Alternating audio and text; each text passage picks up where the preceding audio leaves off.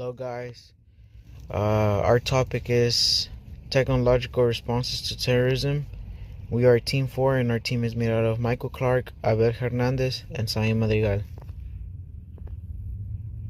Here's our table of context. We have abstract, introduction, background, issues, results of interviews, personal point of view, and summary. This report analyzes and examines the ethical effects that the Patriot Act had on American privacy and personal liberties. It dives into how the United States changed its political landscape and internal status quo post 9/11. With policies such as the Patriot Act and the creation of new agencies such as the TSA, the United States aimed to have a tighter control of what kind of communications and transactions occur inside of its borders, as well as on the international stage. This report also aims to provide a new insight into how these measures shaped current air travel, citizen perception of safety, and the trade-off between civil liberties for national security, as well as explore how the policies allow the government to overstep its boundaries without sufficient accountability or repercussion. Introduction. One of the most infamous attacks of the U.S. soil happened on September 11, 2001, when commercial airplanes full of passengers were overtaken by terrorists with the intention to cause major casualties and ignite a conflict with the U.S. This event not only marked the tragic loss of thousands of people, but also marked the beginning of an international conflict that would claim the lives of thousands more. It affected the way American airports, as well as other countries' airports, handle security. It also marked the start of a new regulations being created internationally to prevent similar attacks amongst the U.S. allies. In the United States, the government's response to the attack meant that new federal agencies were created to maintain U.S. airports safe, such as the Transportation Security Administration (TSA), which developed new technology to screen passengers and their luggage, such as body scanners and new security screening protocols, as well as new measures to monitor communications amongst its citizens that intercepted emails, phone calls, and text messages. The most famous form of legislation that was made in response to the attack was U.S. Patriot Act, which gave a robust expansion to the National Security Agency monitoring and surveillance capabilities. New practices and technologies that enhance security screening, track online data, and monitor personal communications between the new norm post 9/11 to safeguard and prevent future attacks. These types of new regulations and policies were being heavily supported by the public due to the widespread fear and urgency felt throughout the country. However, now that the war in the Middle East has come to an end, the public views these policies as an infringement on their personal rights. Ethically, it poses a new problem where U.S. must find a balance between personal privacy and personal safety, or make a choice between the two. As the fears have subsided over the years, new regimens have taken power and society handles most of its day-to-day through digital devices. It brings up the question of whether these policies should be revisited or revised. This report analyzes a post-9/11 United States, a first world nation that tries to balance the dilemma of trading personal freedom and privacy in the name of national security. It will explore the effectiveness of the trade-off, societal negative effects, and cost to taxpayers. It will weigh the pros and cons over the years and new proposals that aim to change the current landscape. It will analyze the ethical dilemma of how much our citizens willing to give up in order to let their governments keep them safe. Through this analysis, this report aims to weigh the pros and cons between the trade-off involved.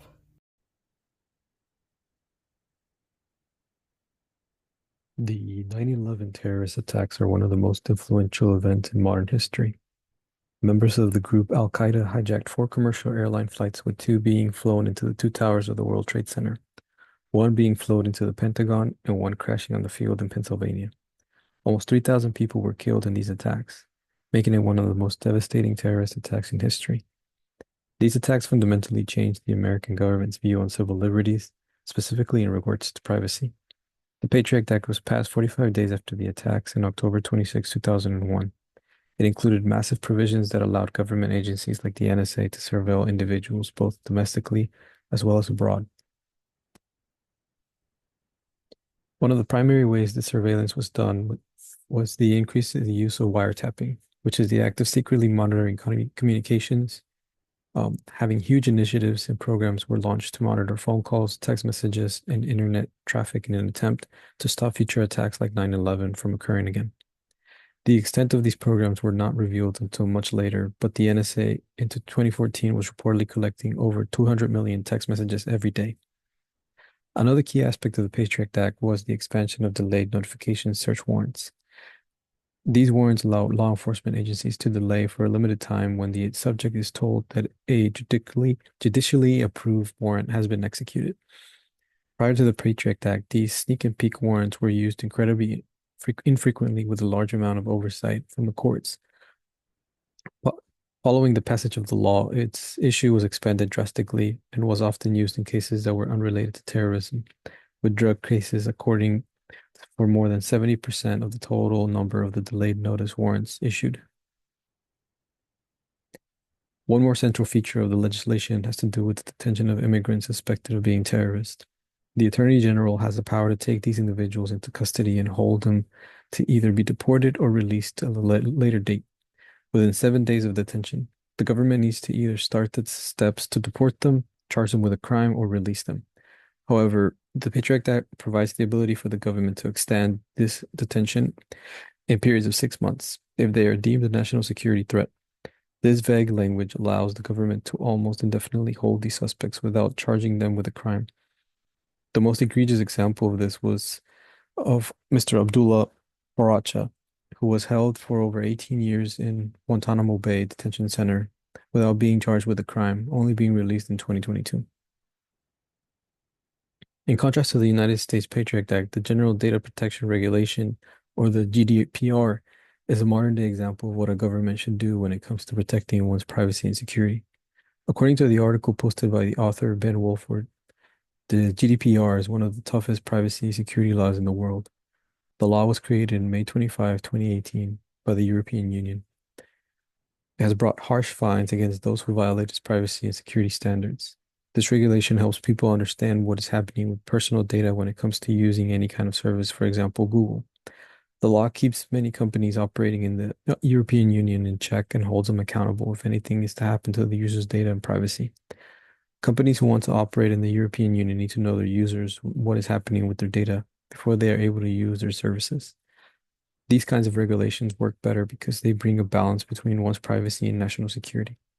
The regulations keep users' data from falling into the wrong hands by data minimization, where companies should collect and process only as much data as necessary. The United States should follow steps like the European Union.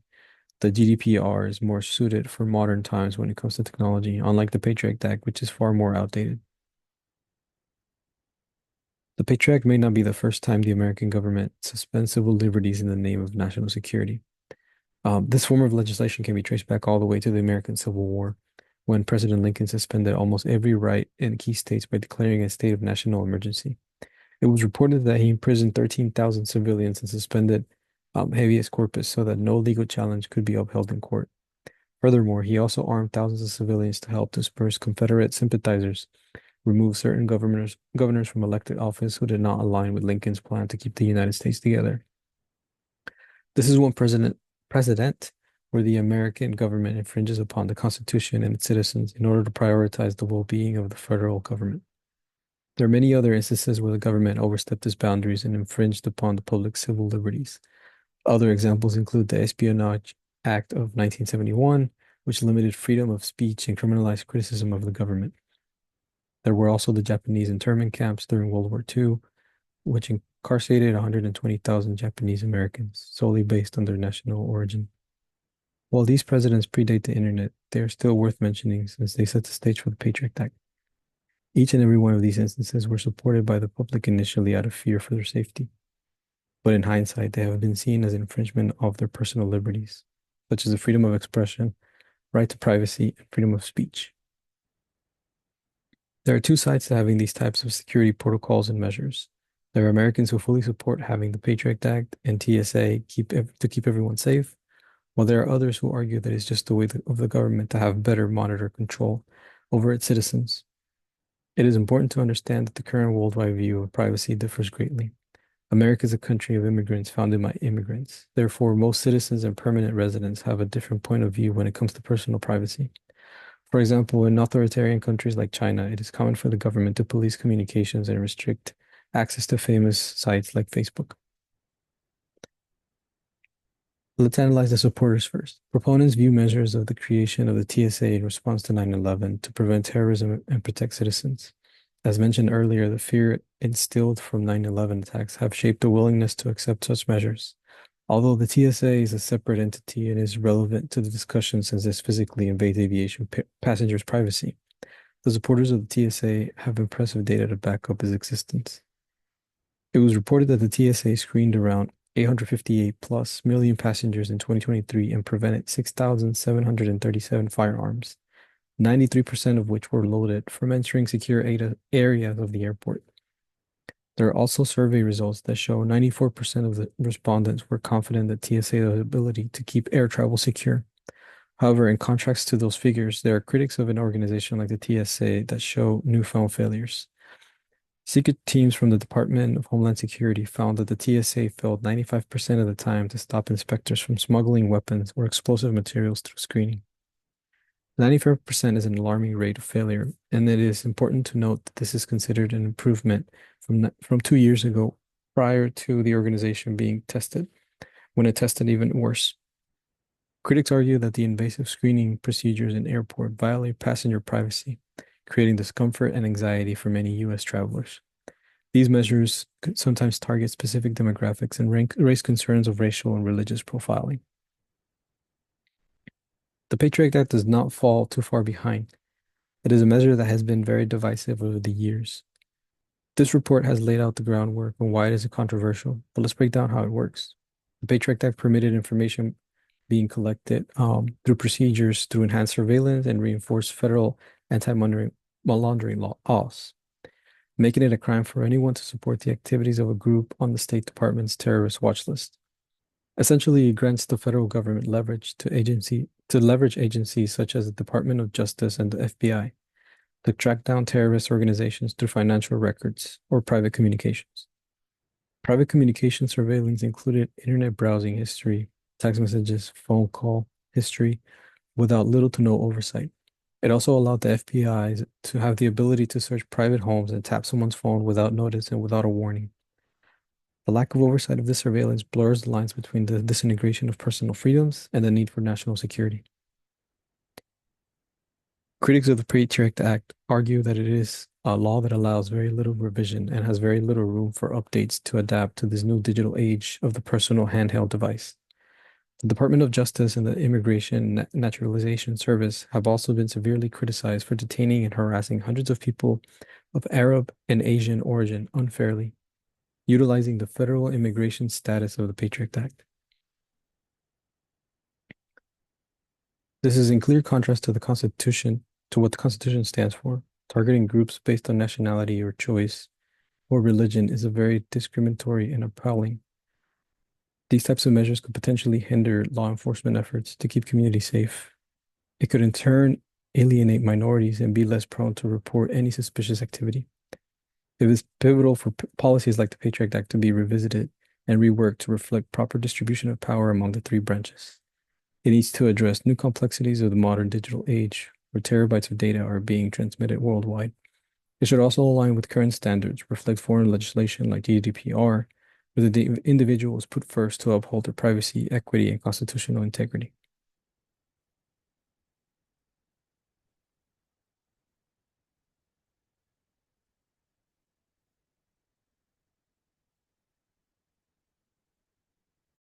Results of interviews. On November 21st, we interviewed Dr. Jacob Hochsteller, Vice President of Fidelity Investments and a clinical assistant professor at the University of North Texas.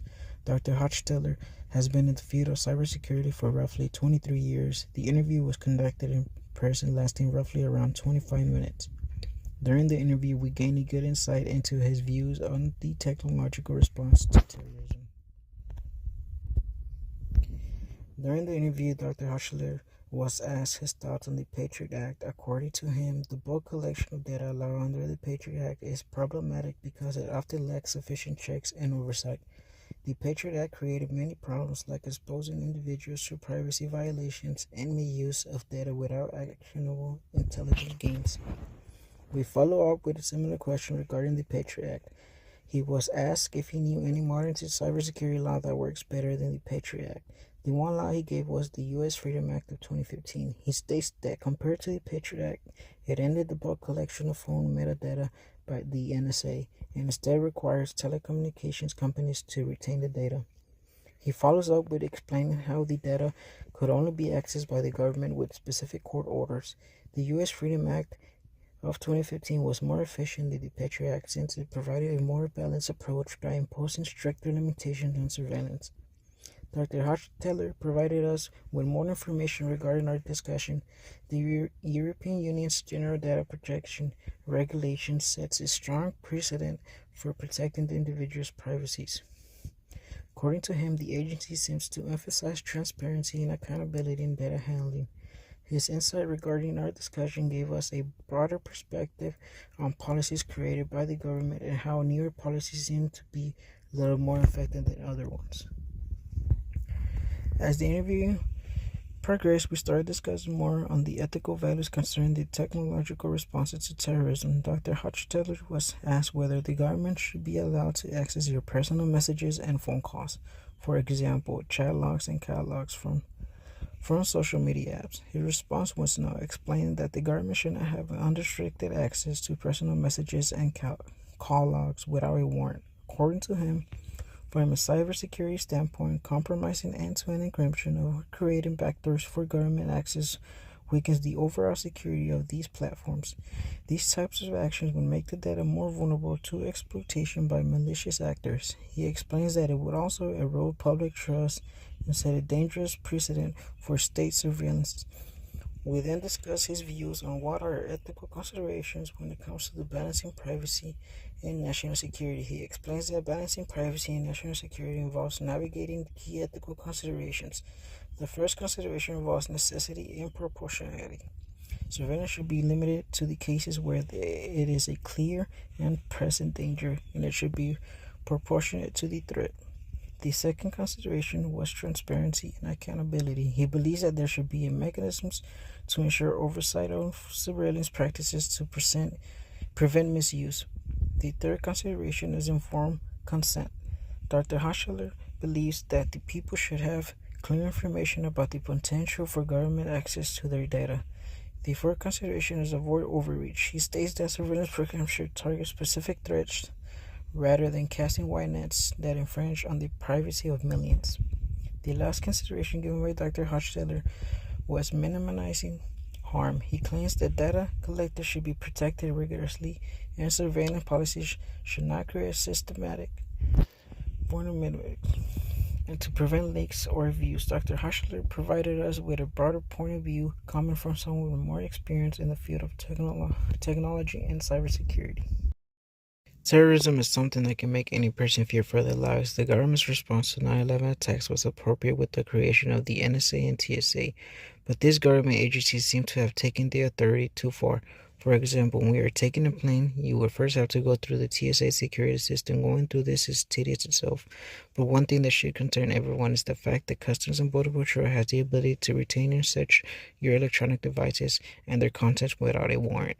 Even U.S. citizens are not exempt from this gross invasion of privacy.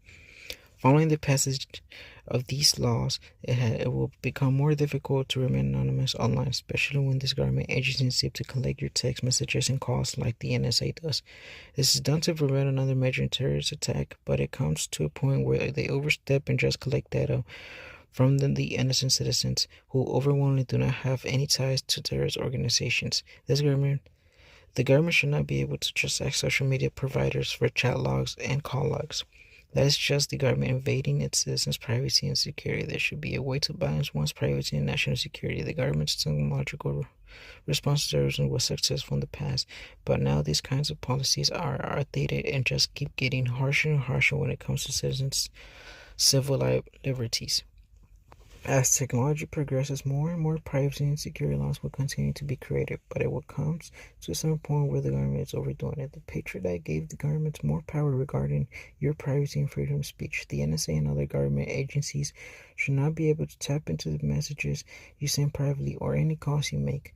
We should have some sort of privacy when using our electronic devices. The government agencies should respect your privacy. Another example of the government overstepping its authority is how they let social media companies do whatever they want when it comes to our freedom of speech. Freedom of speech is one of the best rights U.S. citizens has, and many social media apps are preventing us from using it. Social media companies tend to block or make posts less popular when it comes to users expressing themselves, their views, and they're not aligned with the company's views. Then let's take, for example, Twitter, a social media company that was bought by Elon Musk for that exact reason. The platform started blocking accounts that would exercise this right. More people like Elon Musk should stand up for those who can't protest against the government and social media companies. There's also examples of other governments outside of the United States that have stricter laws preventing the right of freedom of speech. For example, China blocks access to U.S. social media apps like Facebook. Many people believe that actions like those are done for national security, but it seems to be more like restricting access to apps that they cannot control or manage. If the United States keeps implementing policies like the Patriot Act, then it will slide further from our founding tenets of personal freedom guaranteed by the Constitution. The whole point of these policies was to prevent another disaster like the one that occurred in 9/11. However, these policies are outdated and need to be updated to accommodate recent times. We are progressing a lot faster when it comes to technology. There should be more laws that address our privacy and data being accessed by federal government. There should be laws that prevent horrible situations like 9/11 from happening ever again. To accomplish a balance between protecting our privacy and national security, more younger government officials should get elected into higher offices. Younger government officials have more experience with using modern technology, and they are therefore likely better able to relate to how to actually use. The experience can help create a more efficient laws that can balance these problems. Another thing we can do is update our surveillance programs to be less invasive. These surveillance programs should have a balance between protecting our privacy but also protecting our national security and the country. In any case, the government needs to create better laws where there is a balance. Devastating 9/11 terrorist attacks that took the lives of so many U.S. citizens, the federal government made sweeping and controversial changes that drastically affected the everyday lives of its people. New government agencies like the TSA were created that, while effective, do force U.S. travelers to submit to invasive and time-consuming searches of all luggage before any flight. The Patriot Act and its policies of mass surveillance and detention without cause represent massive shifts in policy and are a clear restriction of individual civil liberties like privacy and the Fifth Amendment right protecting against unlawful imprisonment. Many argue that this response was entirely justified and that the protections afforded by these programs and institutions far outweigh the negatives of giving up some freedoms. Since 9/11, there have been no other similar terrorist attacks on U.S. soil. This is in part due to the increased surveillance, intelligence sharing, and counterterrorism measures that were implemented. Still, many others, including the subject of our interview who has a broad amount of experience in the cybersecurity field, find these policies excessive. The backdoors in communication systems created by these policies may even introduce vulnerabilities in platforms that end users are designed to trust. Many strategies outlined by the Patriot Act were also far too restrictive and did not keep up with the ever-changing nature of digital communication. While some of this was rectified in later laws, there are still very real chances that they too will have to be revisited as technology progresses. While opinions do differ on these policies, what cannot be debated is how drastically different our world is due to the laws enacted following 9/11. From the heightened security at airports around the world, to the erosion of our privacy when communicating with each other, the lasting effects of these attacks can be felt to this day over 20 years later. We must be aware of this and do our best to understand the balance that has to be kept between ensuring our national security while not having to give up our most fundamental freedoms.